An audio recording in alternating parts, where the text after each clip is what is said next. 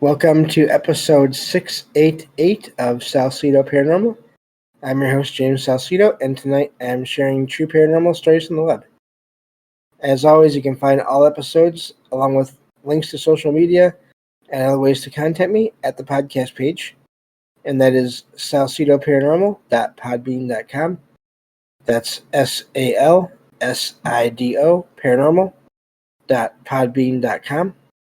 Always happy to hear from you all, whether you have comments or questions or topic suggestions or accounts of paranormal experiences, whether they're your own or from others that you trust. Happy to either read those or have you join me on the show to talk about them. Thank you all for listening, whether you are here for the live recording streams on Discord or if you listen to the podcast or YouTube feeds or on the Trouble Minds Radio Network, KUAP Digital Broadcasting. There you can hear replays of 2 episodes of my show every night at 6 p.m. Pacific, 9 p.m. Eastern, right before Michael Strange and Trouble Minds Radio comes on. And as always, I want to thank Michael Strange for putting on my shows on the network when I post them, and for having me there. If you'd like to help out my show, you can do that by sharing the show with others and rating and reviewing it on your favorite podcast platforms. You can also find books I've written over on Amazon, including my most recent release, Salsido Paranormal Experiences. You can also sign up for the Patreon page and get extra episodes whenever I am able to make those. Or you can just make one-time donations through PayPal. Support is never expected, but always appreciated, as there are expenses in making these shows, from equipment to research materials, to travel expenses in some cases. So with that, just a quick reminder, one more time, and then I'll be saying this every episode from now on, but starting after this week of shows, I'll be putting out 2 episodes per week, whenever possible, of these true paranormal stories from the web, and then I will do the other kinds of shows, the reviews, and the haunted places in the U.S. shows, when I am able to, and put those out as extra shows. So that is the plan going forward, at least as of now. So let me get to the material here. These are all true paranormal stories from the web, as I said. This is my favorite, this and then, of course, listener experiences are my favorite kinds of shows to do. I don't know. I never get tired of these. So it's just a good thing because if you look around online, you can find people adding their posts about their experiences every day. I mean, just everywhere, all different kinds of websites, and every day. So to me, that just says there's something going on that is not hoaxes or exaggerations or anything like that. So let me see here. This one says, my mom got up as usual with her husband still lying in bed. She left the room and closed the door behind her. About half an hour later, my mom texted her husband to check on him and asked what time he planned to go to work. He replied that he had already been at work for 2 hours. Believing he was joking, my mom went back upstairs to check. She found the bedroom door open, and he was no longer there. My mom felt certain she saw him in bed when she got up, but he was actually at work, leaving her disturbed and unable to explain what she saw. Was this paranormal? What happened? And that's where that one ends. That, to me, seems like 2 possibilities where my mind goes with that. Either some kind of, doppelganger kind of a thing, which is creepy in a way. Or the other one, and this is something I'm really leaning towards a lot now, a lot more than I used to. I wonder if there was some kind of an overlap or either with time or with alternate or parallel universes where she did see, the writer's mother did see her husband there in bed. It was him. It was just a different version of him. And either she had somehow, while she was asleep, sort of switched universes and then switched back eventually, or the husband did, or a version of him did. And I don't know, but that's where my mind goes with that. And especially with the door being open, with nothing else happening, where he didn't, this figure or this other version of him didn't interact in any kind of negative way.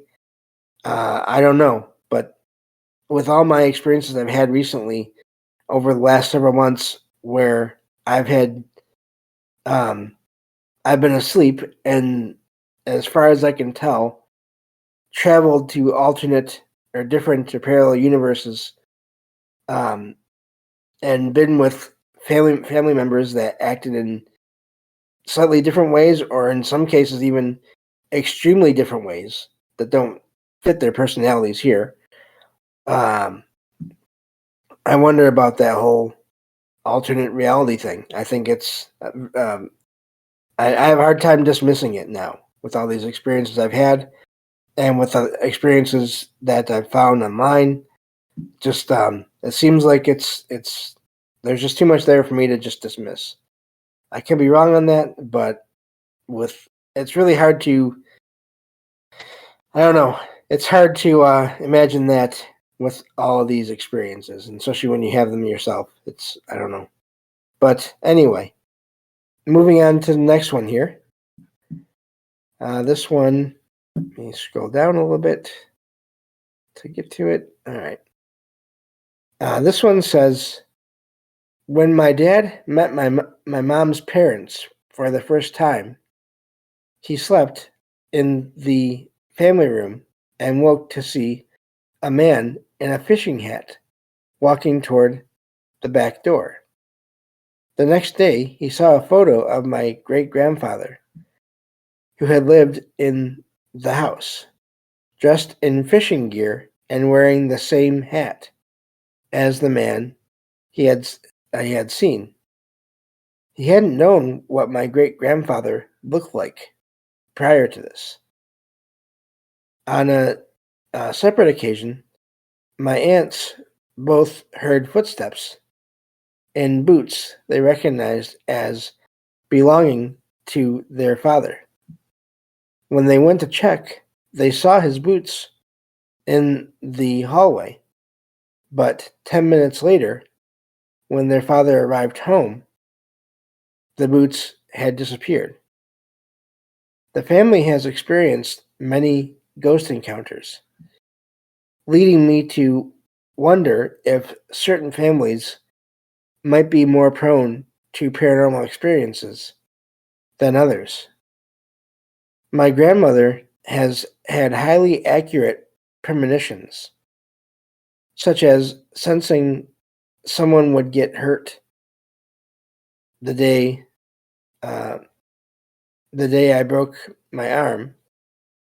So I'm guessing they mean the day they would get hurt, the day they broke their arm, correctly predicting the gender of a grandchild and foreseeing a life-threatening event, which she mentioned repeatedly before it happened. I think that people who deny the existence of ghosts may not have had such direct experiences or family connections to paranormal events, which make it hard to deny the possibility. And that's where that one ends. There's a lot to unpack there, in a way, because I have some family members that have had many experiences, and others that had none, and that they don't seem to believe in any of this stuff, and yet they know about the other family members that had experiences. It's really it's so complicated in a way. There's so much out there, and as far as experiences go, and then yeah, I don't know, but I do think that sensitivity and or abilities can run in families. I've noticed that again with my own family, that certain members have had experiences, and going all the way back to my grandparents and specifically my grandmother and her siblings. I believe at way years ago, way back when. So I think, and I believe even my great grandfather, who I never met, he had passed away long before I was around, I believe.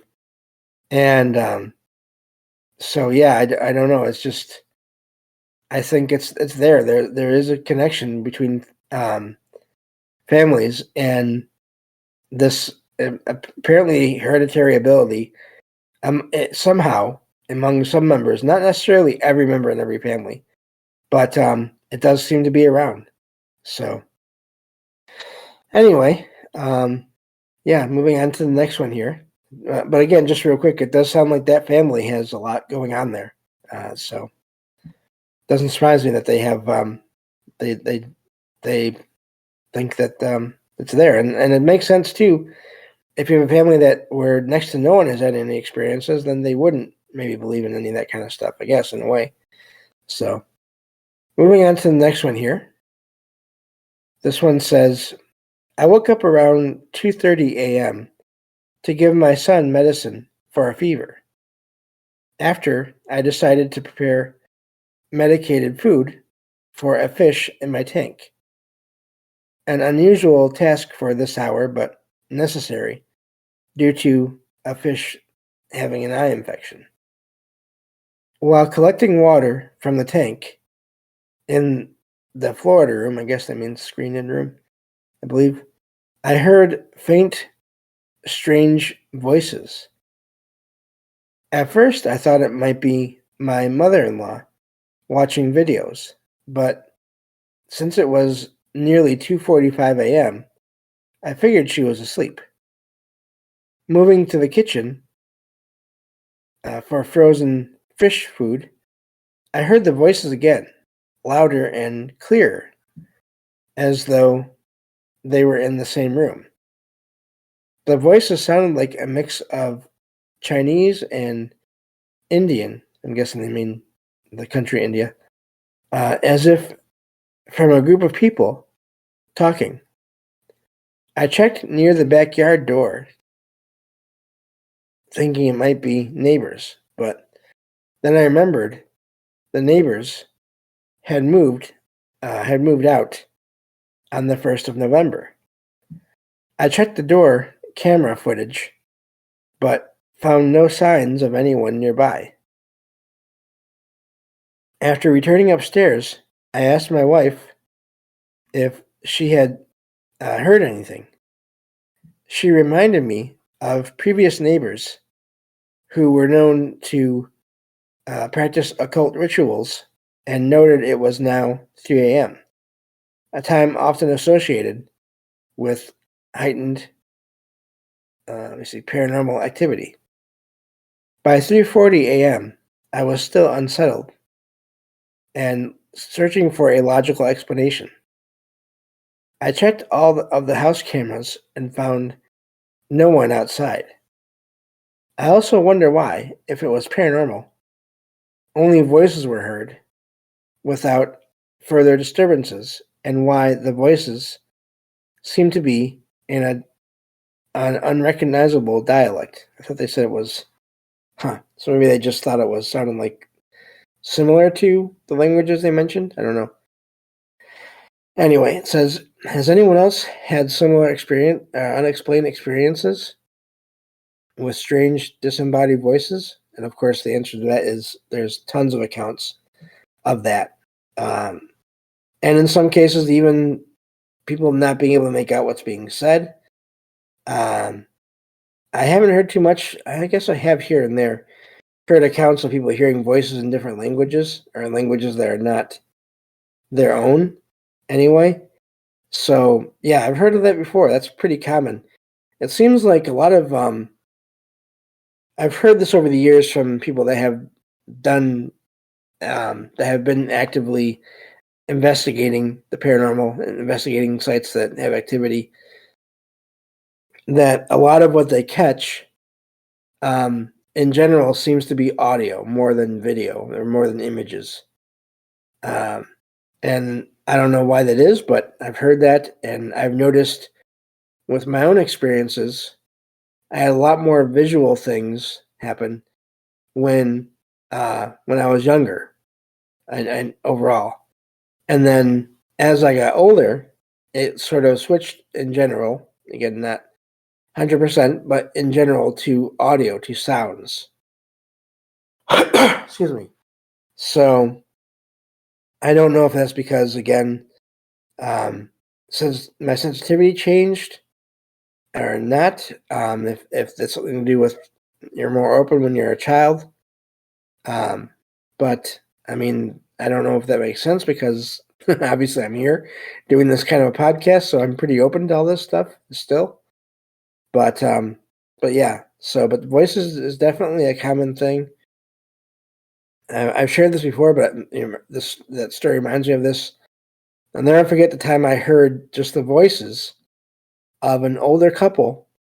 They were speaking English. It was years ago now, so I don't remember what they said, but it was just a sound of two voices of a voice of a man and a woman.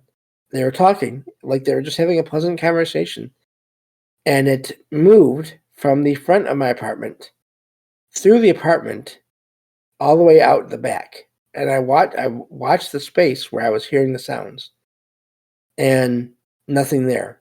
And I'm legally blind, not totally blind. So I should have seen something if it was someone there physically. Not to mention, there were no other sounds of the movement. No clothes, no footsteps, no nothing else besides the voices. And they were they headed out to the back, and in the direction they were going, there is a nursing home not too far from where I live. So were they going to meet someone there? I have no idea. But it was just the wildest thing, and I wasn't frightened. It was just sounds, and it was just two people who apparently somehow were not aware that they were passing through someone's home. Maybe to them it didn't look like a home, or it looked like it was empty. I have no idea. But yeah, I'll never forget that experience. So, but I can understand it being creepy when you can't understand at all what people are saying. So, moving on to the next one here. Excuse me. I have a few more. We have a few more to go through. If there's time, let's see. All right. Yeah, 3 more to go here.